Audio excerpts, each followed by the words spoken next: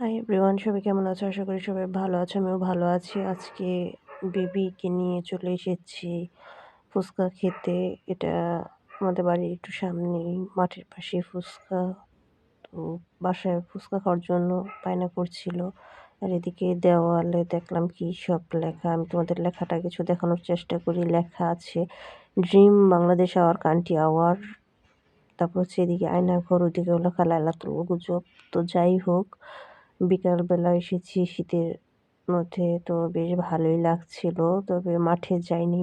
এর আগে একটা ব্লগে তোমাদেরকে এই জায়গাটা দেখানোর চেষ্টা করেছি, হয়তোবা তোমরা দেখেছো। মাঠে কিছুটা ধুলাবালু ছিল, আর ওইদিকে চটপটি ফুচকাও ছিল। ওইদিকে এর জন্য আর যাইনি। এবার মাঠের পাশে দেখলাম যে বিভিন্ন ফুলের গাছ লাগানো। এর এর পাশ দিয়ে যে রাস্তা, এখান দিয়ে সিএনজি অটোরিকশা যাচ্ছে। তো এছাড়াও ফুচকা খাওয়ার জন্য আরও কিছু জায়গায় গিয়েছিলাম, তো সেখানে ভালো ফুচকা আসলে পাইনি। এর জন্য এখানে আসলাম। তো শীতের দিনে একটু ধুলাবালু বেশি হয়। এবার ফুচকা নিলাম। এই ফুচকাটা আসলে ঝাল ছিল। বেবিকে দেওয়ার পরই ও আসলে পানি খেতে চায়। এরপর আবার ওকে পানি কিনে দিই।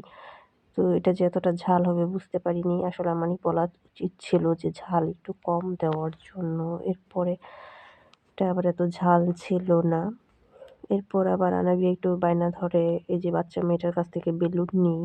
এই বাচ্চা মেয়েটাকে দেখেও খুব মায়া লেগেছে যে অল্প বয়সেই এই বেলুন বিক্রি করে জীবন চালাচ্ছে। এরপর আনাবিয়া খুব খুশি হয়। এরপর আবার ফুচকা নিলাম, এটাতে আবার ঝাল ছিল না।